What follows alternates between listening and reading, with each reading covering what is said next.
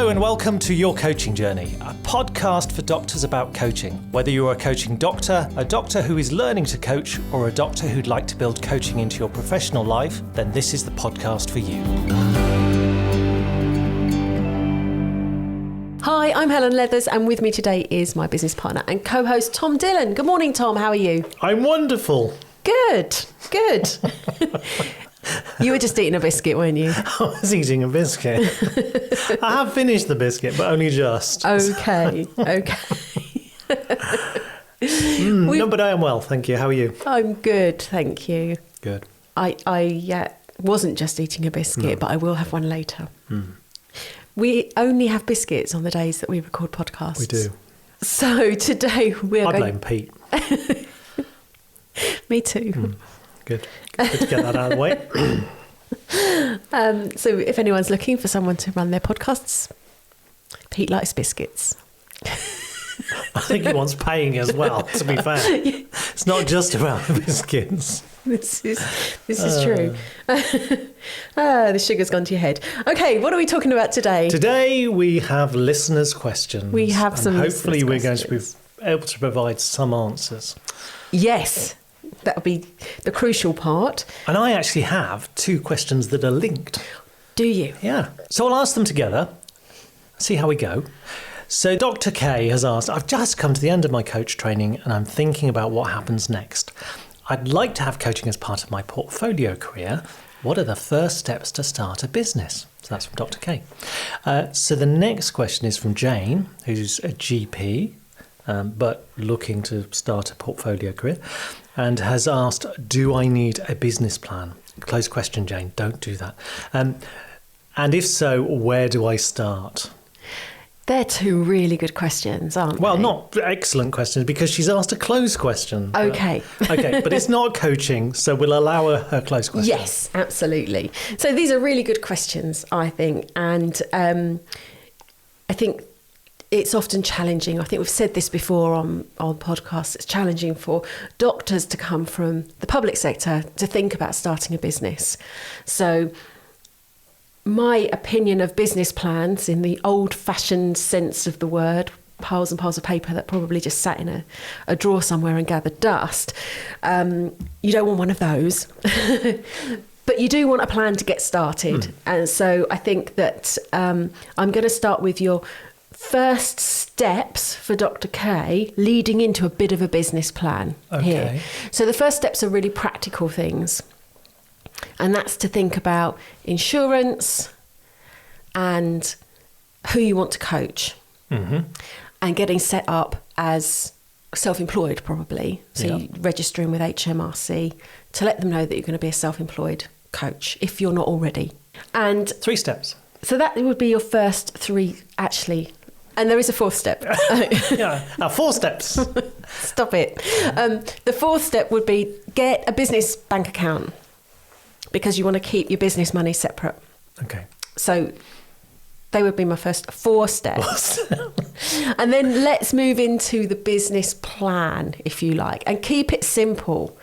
Don't have loads and loads of, typed up scenarios and ideas that you're just going to ignore.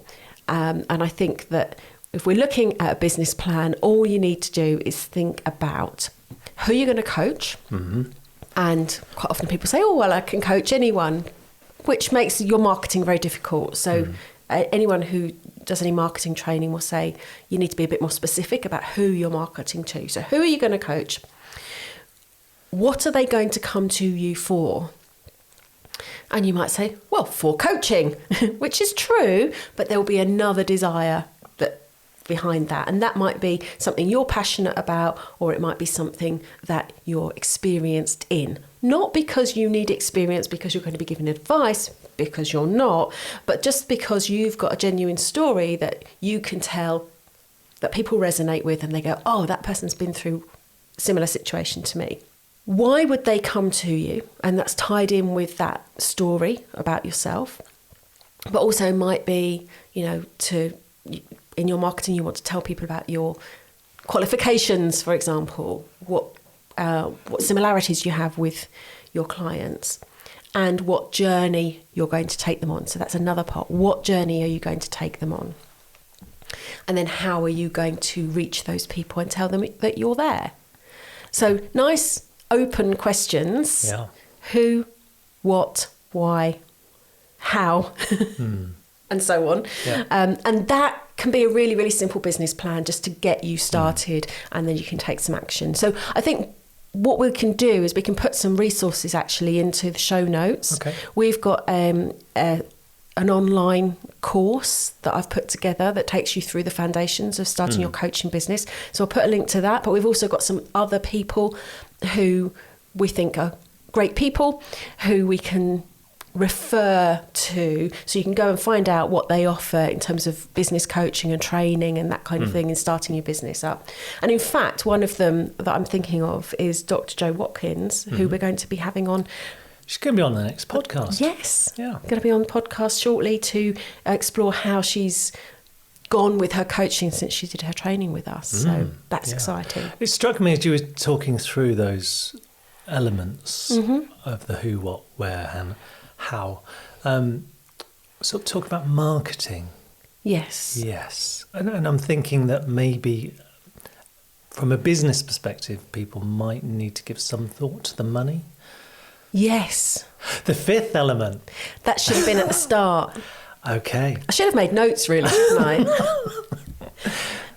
I'd like to say we're live, but we're not. We're pre-recording this. But if we go back to the beginning So with 5 elements. those 5 elements, how much are you going to charge? Yes. Is part of that as well. Right. So make sure that fits in But somewhere not into your ruthless calculations. efficiency. No. No. Okay. So yes. For anyone that doesn't understand, listen to Monty Python's Spanish Inquisition sketch for reasons why we're laughing about this. So yes, include how much you're going to charge in that mix somewhere. I hope that's not too confusing an answer. All the answers are in there somewhere. Yeah. I'd say for me, and taking a slightly different view, I think when someone asks, do I need a business plan? I think it is important, particularly if you are potentially leaving paid employment to set up on your own, to think about where the money's going to come from, because it might be a slow start. You know, your marketing plan might not be as effective as you think it's going to be, and you might need some income to come in to pay the bills. So giving thought to that is really useful. So, you know, when I first started in business, I think the advice I always used to get was you need a year's salary to see you through, because you might not make any money. And I think you have to, you know, even with coaching in this day and age, I think you still have to apply the same logic that you need a buffer. Yes. You're not going to start on day one with a full diary of coaches to coach. So thinking about how you're going to continue to survive financially whilst you're building up your business is important to think about. Absolutely. And I think, you know, you keep it lean to start with as well. Yeah. You don't want to be hiring a VA when you're just starting out. No.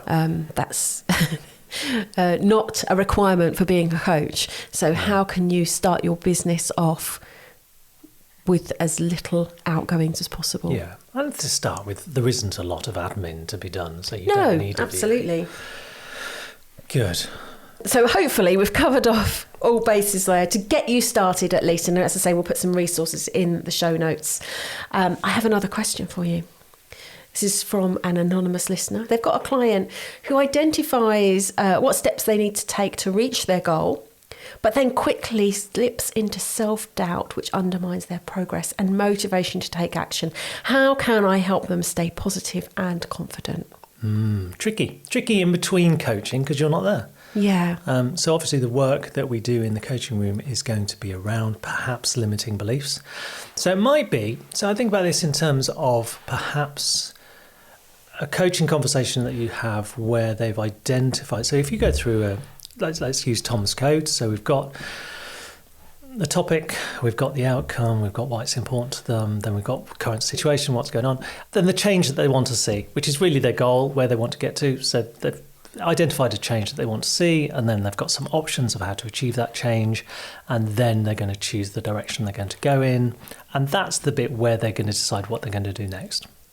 So they might leave with an idea of what they're going to do. And I think your listener's question, they said that they leave, they've identified the steps they need to reach their goal. So I think that's where we've got to in that piece. But I think there's something around that final piece of, okay, this is the direction you're going to go in. At that point, working with them on how confident they are. So a bit of scaling perhaps at that point of, okay, you've identified this is your next step. How confident are you? Scale of 1 to 10, where 1 is, no, I'm never going to do it. And 10 is, no, I'm definitely going to do that. I'll do it now.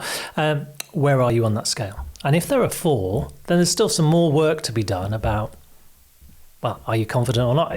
Yes.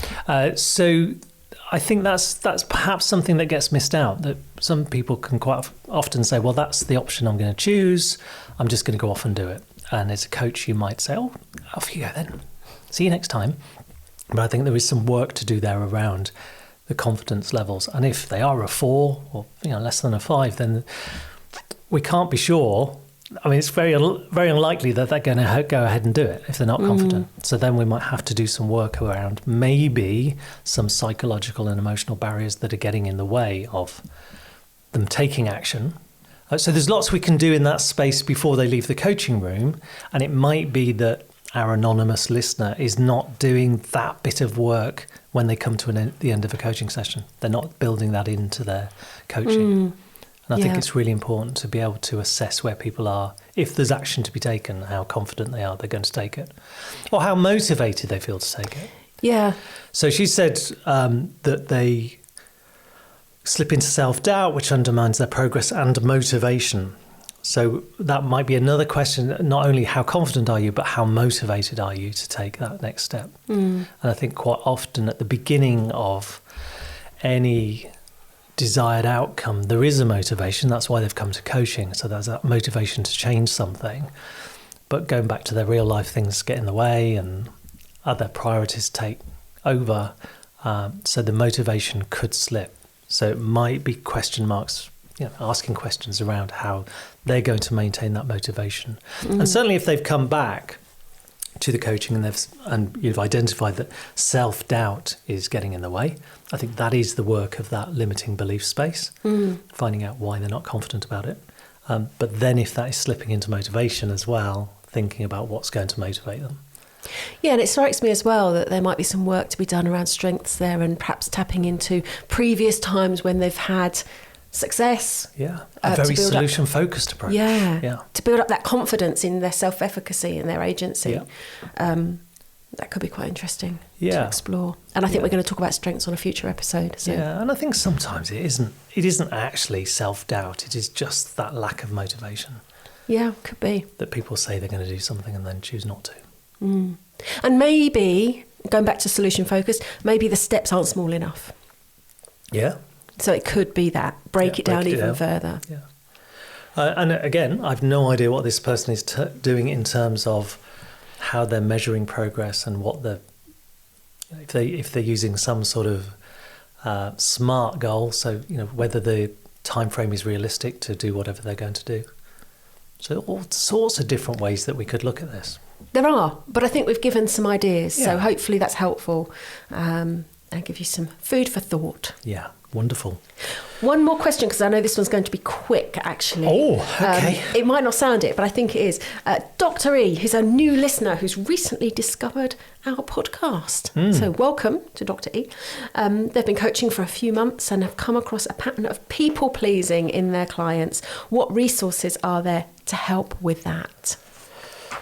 What resources? Well, we have a podcast, a whole podcast. What episode is it, Helen? Episode 17. Episode 17, where we talk about people-pleasing and how we might help someone to overcome their people-pleasing tendencies. Now, people-pleasing, being a people-pleaser, comes from the world of transactional analysis as a concept, and they would talk about the drivers that exist within all of us, and some to a greater or lesser extent. So the drivers are people-pleasing, being strong, so please people, or please others, be strong, try hard, be perfect, and hurry up. So those are the 5 drivers that tend to trip people up a bit. Now, obviously, they could just be your working style, that's how you approach life, but quite often they're connected to childhood messaging, and they're kind of ways that we've learnt to cope to overcome our childhood messaging. So we might have been told, you're really selfish. Just ways that people are around us, that by pleasing them, that has got us some reward. Maybe some people are taking notice of us, or they're being nice to us. So we learn to be that way. And it's fine. And, if you've got a Be Perfect script, you're going to get on in life because you're going to do well in exams and you're going to thrive in that environment. Where it starts to trip people up is if their driving tendency, so if someone's got a people-pleasing script, people-pleasing driver, where that's connected to their sense of self-worth and their worthiness for love and belonging. So if they think, unless I please people, I'm not worthy of love and belonging, then that's a problem. Yeah. Because you're constantly going to be doing things for other people that you don't need to be doing. Yeah. So definitely that's an area to think about. Interesting. So episode 17. Yes. Have a listen to that, and also maybe have a listen to the transactional analysis. Yes, we've not actually done an episode yet on the drivers. No. We did a whole episode on people pleasing, but the other drivers. So it might be worth us doing a future episode on the drivers, just to flesh them all out. Let's make a note of that. Because I think they are really useful. I think for doctors, most of the doctors that come to our course have that people-pleasing driver and perfectionist driver as well. And they work hard. And work and be strong. They have a lot of drivers, doctors, which is why they're successful. Yes. Because they've got things driving them, and that's fine up to a point. But when it starts to trip you up and you feel that you aren't worthy of love and belonging because you're not putting those into place. Or perhaps heading for burnout because you're taking on too much. Yeah. But that's only going to happen if you feel that you can't be any other way, because then you won't be worthy of love and belonging. Yeah. So just know that you are enough, that you are worthy of love and belonging. Yeah. We love our doctors. I'm going to finish on that message. I'm going to say no more. I think that's good. That's lovely. Thank you so much. Next time on the podcast, we will be interviewing Dr. Joe Watkins. I think I'm doing that one, aren't I? You are doing that one. I'm going to have a lovely old chat with Joe. Yes. I haven't seen her for a couple of months, so that'll be interesting. If in the meantime you have any more questions you would like to put to us, please do send them in to us. We love to hear from you, and we will see you on the next podcast. Thank you. Bye Bye-bye. for now.